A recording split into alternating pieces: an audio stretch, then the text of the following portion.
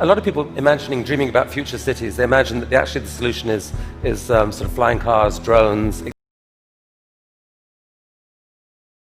etc. You go above ground. Trying to dig a hole under LA, a 3D network of tunnels to alleviate congestion. I think one of the most soul-destroying things is traffic.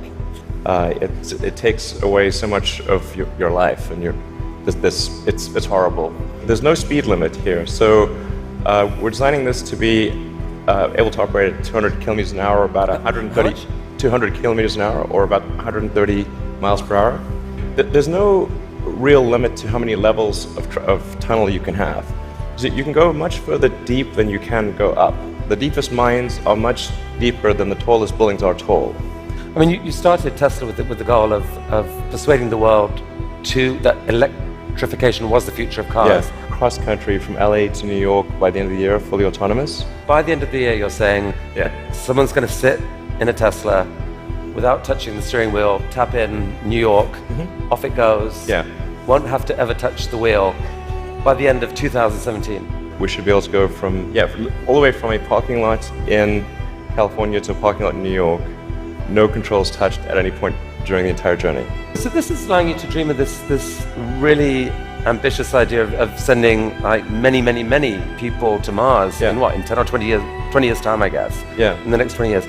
And you've designed this outrageous rocket to do it. Help us understand the scale of this thing.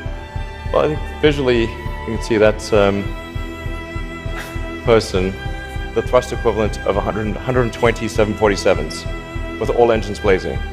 This can take a fully loaded 747 with maximum fuel, maximum passengers, maximum cargo on the 747. This can take it as cargo.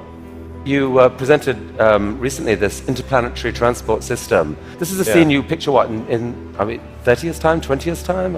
8 to 10 year time frame. Aspirationally, that's our target.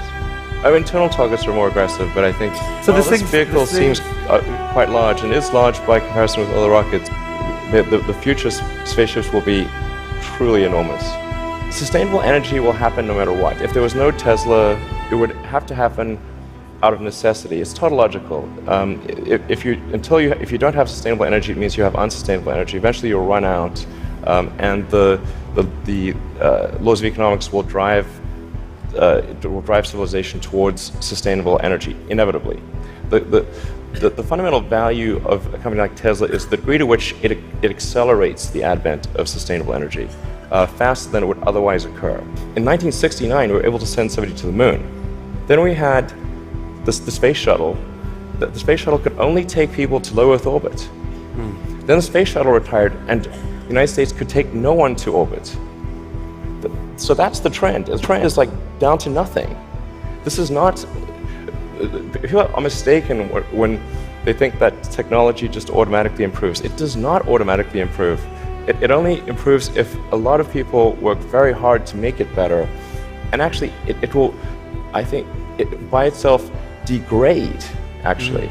Look at the future from a standpoint of the probabilities. It's like a branching stream of probabilities.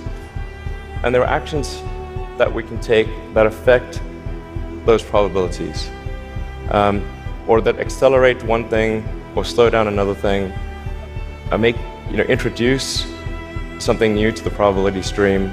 That in your mind you dream this stuff, you dream stuff that no one else would dare dream, or no one else would be capable of dreaming at the level of complexity that you do. The fact that you do that, Elon Musk, is a really remarkable thing.